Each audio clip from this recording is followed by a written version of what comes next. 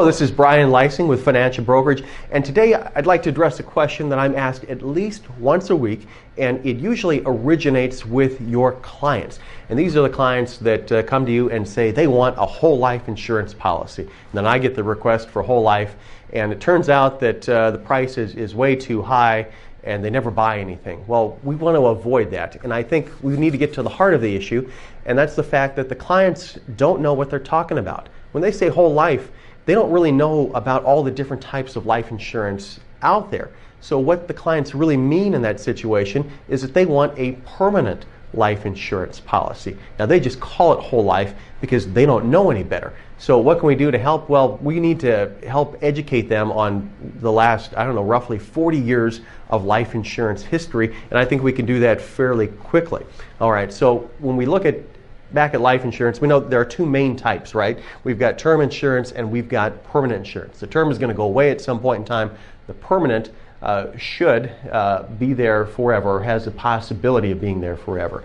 We can further divide permanent into two main types. We've got whole life and universal life. Now remember, the client came to you and they said, I want whole life. Well, we're thinking this, right? Just a type of permanent, but what the client is thinking is permanent life, which could be any one of these things depending on their situation.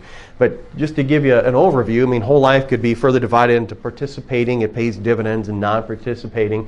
And then we have final expense policies, which are usually non-participating, but not necessarily. So if we're looking at whole life, it could be any one of these things, but that's the traditional whole life.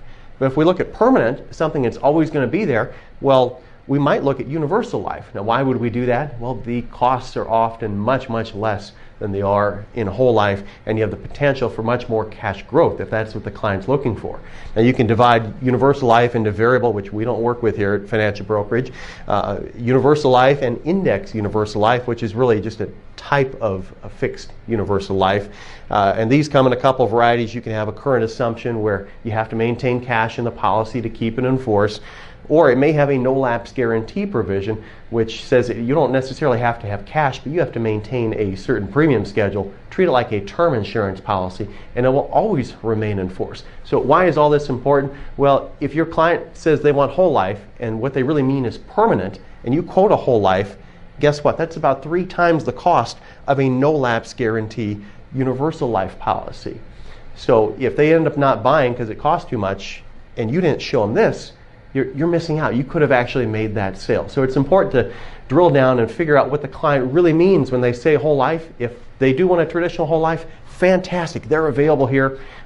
You can help them out with that. But oftentimes they mean permanent coverage, which could be any one of these things. So hopefully that helps. Call me if you have any questions, and I will happily walk you through all of it.